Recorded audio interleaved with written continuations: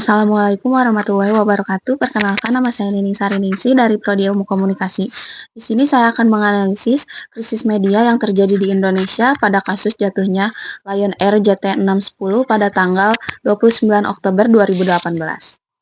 Jatuhnya pesawat Lion Air pada tanggal 29 Oktober 2018 yang hanya 13 menit setelah lepas landas dari Bandara Soekarno-Hatta dengan memakan korban jiwa seluruh penumpang dan kru di dalamnya. Totalnya 189 nyawa.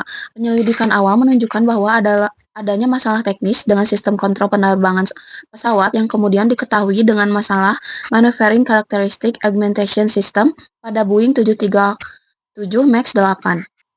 Krisis ini memiliki dampak besar pada berbagai pihak. Keluarga korban menghadapi masalah besar, sementara Lion Air menghadapi tekanan dari publik, media, dan pemerintah untuk memberikan penjelasan dan menangani krisis ini dengan baik. Reputasi Lion Air sebagai maskapai penerbangan menjadi sorotan, dengan banyak penumpang yang mempertanyakan keselamatan penerbangan mereka.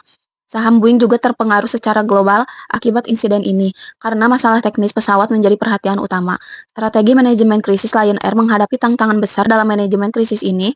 Pada awalnya, maskapai memberikan informasi melalui konferensi pers yang lambat. Dalam beberapa hari pertama, Lion Air mengalami kesulitan dalam menangani permintaan informasi dari media dan keluarga korban. Pada akhirnya, pemerintah Indonesia melalui Komite Nasional Keselamatan Transportasi mengambil alih penyelidikan dan komunikasi lanjut tentang insiden tersebut. Langkah media krisis dari manajemen Lion Air terhadap tragedi JT610 ini bisa dikatakan belum optimal karena menimbulkan banyak kritik dari media dan publik. Hal yang menjadi sorotan antara lain kurangnya transparansi dan keterbukaan. Pada awal krisis, Lion Air terlihat lambat dalam menyampaikan informasi yang jelas dan konsisten kepada publik. Banyak pernyataan yang tidak lengkap dan tidak terkoordinasi dengan baik sehingga menimbulkan spekulasi dan ketidakpastian. Lalu minimnya empati dalam komunikasi publik, di mana pernyataan-pernyataan dari perwakilan Lion Air kurang menunjukkan empati yang mendalam kepada keluarga korban. Hal ini memperburuk persepsi publik dan menurunkan kepercayaan terhadap maskapai. Ketergantungan pada pemerintah akibat kurangnya transparansi dan respon yang lambat, akhirnya peran komunikasi krisis lebih banyak diambil oleh Komite Nasional Keselamatan Transportasi dan pemerintah Indonesia. Hal ini mencerminkan lemahnya koordinasi komunikasi dari pihak Lion Air sendiri. Yang terakhir, kurangnya proaktif dalam pengendalian narasi media.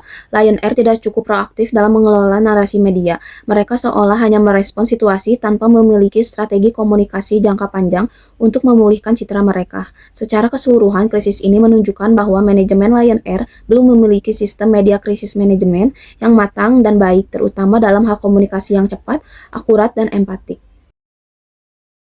Jika saya adalah bagian dari tim media krisis Lion Air pada kejadian ini, hal-hal yang akan saya lakukan adalah membentuk Crisis Communication Center sejak hari pertama, yaitu membentuk tim khusus yang bekerja 24 jam untuk mengelola informasi dan data yang didapat dan komunikasi dengan media, keluarga korban, dan publik, lalu menyediakan satu juru bicara resmi agar tidak terjadi pernyataan yang saling bertentangan.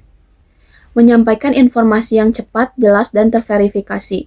Dalam 2 jam pertama pasca insiden, memberikan pernyataan awal yang menunjukkan empati dan komitmen untuk mengungkap kebenaran. Kemudian update berkala setiap 6-12 jam dengan data terbaru yang valid dan hasil koordinasi dengan otoritas penerbangan. Lalu mengedepankan empati dalam semua komunikasi, menghindari bahasa teknis atau defensif dalam pernyataan resmi. Fokus pada rasa duka, empati, dan upaya maksimal yang dilakukan untuk keluarga korban. Lalu menyediakan hotline dan pusat informasi untuk keluarga korban. Memberikan fasilitas komunikasi yang langsung untuk keluarga korban, baik berupa hotline, pusat informasi di bandara, maupun bantuan psikologis. Kemudian mengelola narasi media sosial, aktif di media sosial untuk menangkal hoaks dan spekulasi, lalu menyediakan infografis atau konten penjelas yang mudah dipahami publik. Selain itu bekerja sama dengan pihak ketiga yang netral, mengundang lembaga independen untuk membangun investigasi dan memastikan transparansi, lalu menyusun rencana pemulihan citra atau brand recovery setelah masa krisis mereda, menyusun program pemulihan seperti audit keselamatan publik, kerjasama dengan lembaga internasional penerbangan, dan program edukasi keselamatan untuk penumpang. Kesimpulannya, manajemen krisis media memerlukan kecepatan, empati, dan transparansi. Jika dilakukan dengan baik, kepercayaan publik bisa dipulihkan meskipun krisis yang terjadi sangat besar. Dalam kasus JT610 ini, sayangnya Lion Air belum maksimal dalam ketiga hal tersebut. Sekian penjelasan yang bisa saya sampaikan. Mohon maaf apabila ada kesalahan dan kekurangan. Assalamualaikum warahmatullahi wabarakatuh.